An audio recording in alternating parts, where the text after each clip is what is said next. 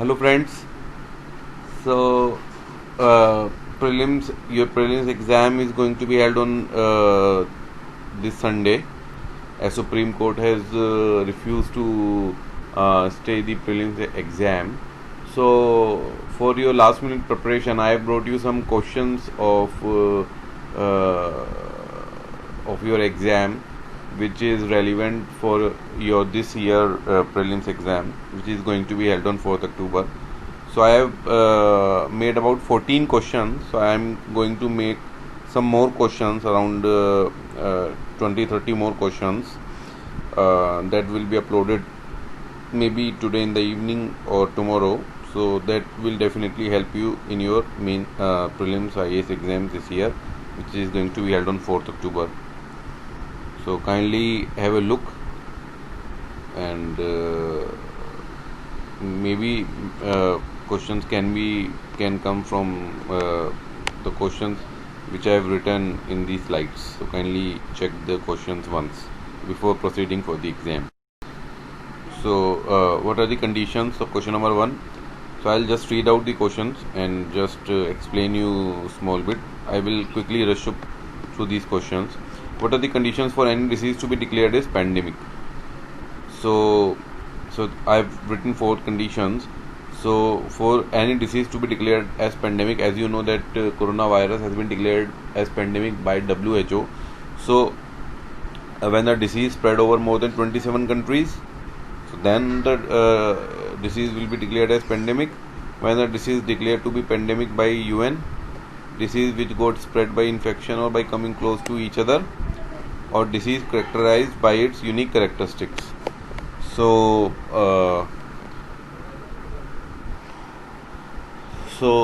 only none of the statements are correct here, because when the disease is declared as pandemic, it is to be declared by not United Nations but by WHO, and it is not like it spread over more than 27, 24, 22. So WHO sees geographical spread across the world, the continents, and then it may decide it to be declared as pandemic. And it has nothing to do with its unique characteristics or with spread by infection or coming. No such condition. Only condition is if it is geographically spreading across the globe. So WHO can declare that disease to be pandemic. So what are the ways and means advances? The term definitely you have come across in your newspapers and in your standard textbooks. So what are these advances? So this is a credit borrowing facility from RBI. So the central and state governments can borrow the credit from the RBI if there any mismatch. मतलब अगर कोई issue है, अगर credit का crunch है किसी के पास, तो 90 दिन के लिए ये बोरो कर सकते हैं. और कितना चार्ज होता है इंटरेस्ट रेट? रेपो रेट जितना चार्ज होता है, 90 दिन के अंदर आपको पैसा रिटर्न करना पड़ेगा. ठीक है. इसमें 90 दिन के बाद भी आप 1 महीना और रख सकते हैं, बट फिर उसके ऊपर इंटरेस्ट रेट बढ़ जाता है. तो आई थिंक इसमें 90 दिन का है, 90 और 1 महीना भी नहीं है, आई थिंक 12 डेज का है, सॉरी. तो 90 + 12 days, not 1 month. So 90 + 12 days. Next, mass extinction. Mass extinction क्या होता है? ये बेसिकली सिंपल है. ह्यूमन मेड जो जैसे अभी कोरोना है, कोरोना की वजह से कितना एक्सटिंक्शन हो रहा है. तो ह्यूमन तो मास एक्सटिंक्शन में क्या बोलते हैं कि ह्यूमन इंड्यूस फैक्टर्स की वजह से जो एक्सटिंक्शन हो रहा है, किस किस का? ह्यूमन लाइफ का, डिस्ट्रक्शन ऑफ इकोसिस्टम हो रहा है, नेचुरल हैबिटेट का लॉस हो रहा है, और over exploitation of natural resources हो रहा है. तो ये सब कुछ हो रहा है. तो due to human cause factors extinction of biodiversity extinction हो रही है, लिविंग स्पीसी एक्सटिंक्शन हो रही है. That is called mass extinction. Next, biopesticides. कौन कौन से organism can be deployed as biopesticides? So आप समझ लीजिए जितने भी बैक्टीरिया, एल्गाई, फंजाई, वायरसेस हैं, they are can be deployed as biopesticides. के अलावा फ्लावरिंग प्लांट्स भी हैं, they can be employed as biopesticide. Biopesticides होता है कि which can be used in your field which can, जिससे पेस्ट को आप दूर रख सकें, मार सकें, ख़त्म कर सकें। तो ये जो ऑर्गेनिजम्स हैं इनको आप यूज़ करके बायोपेस्टिसाइड्स का निर्माण कर सकते हैं। What is flue gas desulphurisation, FGD, ये इंपॉर्टेंट टर्म है। FGD क्या होता है कि सल्फर नाइट्रस ऑक्साइड्स को रिमूव करना है फ्रॉम एग्जॉस्ट। किसके एग्जॉस्ट? जो थर्मल पावर प्लांट से जो एग्जॉस्ट होता है उसमें से जो फ्लू गैस निकलती है उसमें से सल्फर नाइट्रस ऑक्साइड जो कि गैस हैं और हार्मफुल गैसेज हैं उनको रिमूव करने का प्रोसेस को फ्लू गैस डीसल्फराइजेशन बोलते हैं।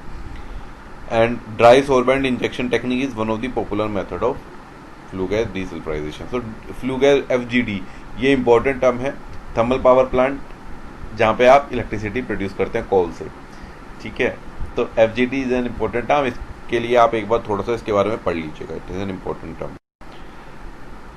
ये करांज, खांडेरी, कालवेरी ये बेसिकली क्या है, ऑलरेडी कमीशन हो चुके हैं, सबमरीन्स हैं, और भी कुछ सबमरीन्स आने वाले टाइम में कमीशन हो जाएंगी।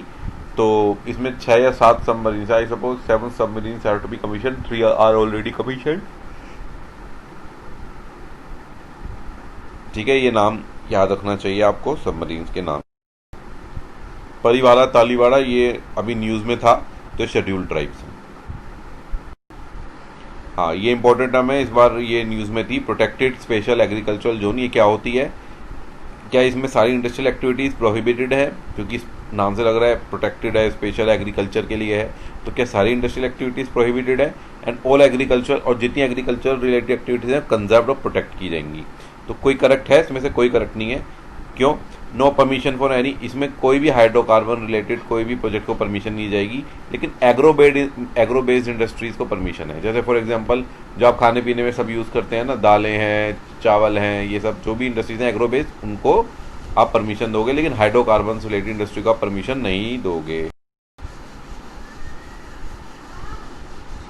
ये भी न्यूज़ में था। थ्वाइट्स ग्लेशियर ये अंटार्कटिका में है, ये देख लीजिएगा, ये पिघल रहा है इसलिए न्यूज़ में था। थ्वाइट्स। सोइल हेल्थ कार्ड के बारे में पूछ चुके हैं, लेकिन फिर भी आप देख लीजिए, पूछ सकते हैं दोबारा। तो इसमें ये फर्टिलिटी, हेल्थ ऑफ सॉइल की इम्प्रूवमेंट के लिए कोई सजेस्ट नहीं करता सॉइल कंजर्वेशन टेक्निक। ये health of soil definitely assess करता है। कोई कल्टीवेबल एरिया बढ़ाने के लिए कोई स्कीम नहीं है ये। और इंसेक्टिसाइड्स एंड पेस्टिसाइड्स का एम, इसका कोई एम नहीं है कि इनका लिमिट किया जाए टू इम्प्रूव सॉइल फर्टिलिटी, ऐसा कोई नहीं है। एक तो ये 12 पैरामीटर्स के ऊपर सॉइल का स्टेटस बताता है, किसी भी पर्टिकुलर सॉइल का। कोई भी फार्मर अपनी सॉइल का स्टेटस इससे पता कर सकता है। और ये साथ में फर्टिलाइजर को रिकमेंडेशन करता है कि क्या फर्टिलाइजर सॉइल यूज करेंगे तो आपकी क्रॉप अच्छी होगी, और क्या सॉइल में अमेंडमेंट करेंगे आप।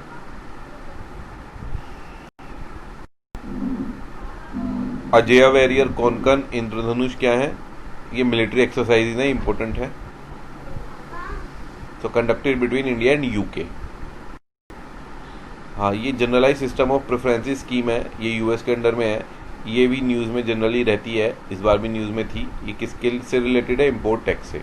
बेसिकली इसमें क्या करते हैं ना कि यूएस की ये प्रेफरेंसेस देने की स्कीम है, जिसमें वो बहुत कंट्रीज़ को प्रेफरेंस देता है।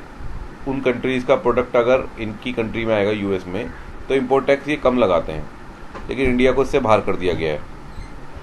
तो ये इम्पोर्ट टैक्स से रिलेटेड है। अब क्या होगा कि इंडिया को बाहर कर दिया गया है, तो इंडिया के प्रोडक्ट्स अगर यूएस में आएंगे तो उनके ऊपर इम्पोर्ट टैक्स लगाया जाएगा, ताकि उनका सामान सस्ता ना हो।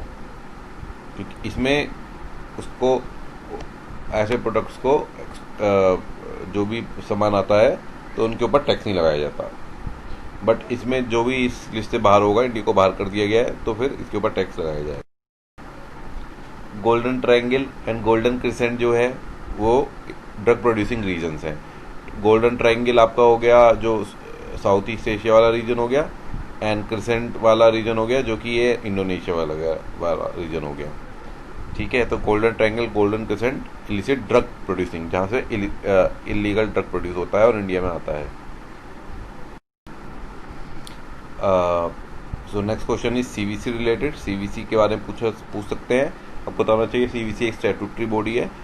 इसके लिए 2003 में सीवीसी एक्ट बनाया गया था गवर्नमेंट द्वारा।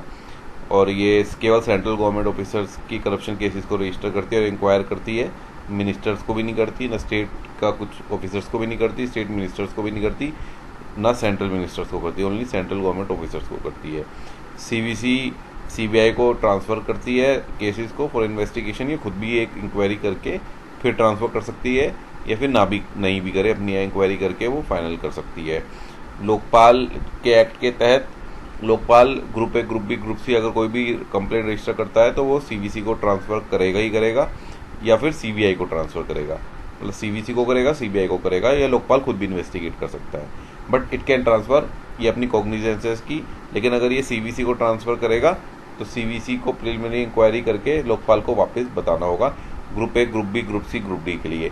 अब ग्रुप ए, ग्रुप बी के लिए तो सीवीसी जो है केवल इंक्वायरी करके जो भी रिजल्ट होगा लोकपाल को वापस भेज देगा, लेकिन ग्रुप सी, ग्रुप डी के लिए और ग्रुप ए, ग्रुप बी के लिए, सी के लिए, डी के लिए ट्रांसफ़र कर इंक्वायरी करके वापस भेज देगा।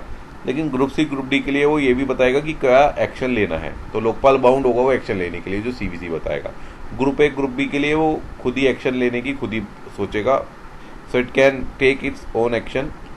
So CVC does not pronounce its action, but action needs to be taken for the inquiry. But for Group C, Group D, the CVC will pronounce the course of action to be taken on the on the officers or on whatever it is. So on the officers to be taken by Lokpal. तो basically क्या है कि थोड़ा सा इसमें confusion है, Lokpal CVC को भी ट्रांसफर करेगा डायरेक्टली, या फिर सीबीआई को भी ट्रांसफर कर सकता है, या खुद भी इंक्वायरी कर सकता है।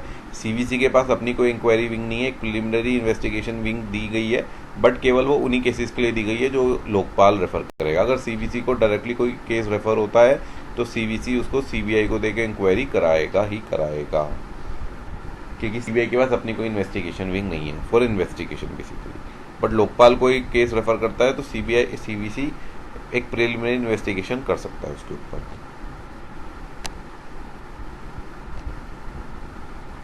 इसके अलावा मैं कुछ और क्वेश्चंस अभी डालूंगा, तो काइंडली बियर विद मी। आपको ये क्वेश्चंस एक बार आप गो थ्रू कर लीजिए, इनके बारे में देख लीजिए, और भी इनके बारे में डिटेल देखनी है तो काइंडली इसके बारे में आप गूगल करें और भी डिटेल्स आप पढ़ सकते हैं। बट ये क्योंकि न्यूज़ में थे तो मैंने ये क्वेश्चंस बनाए अपने।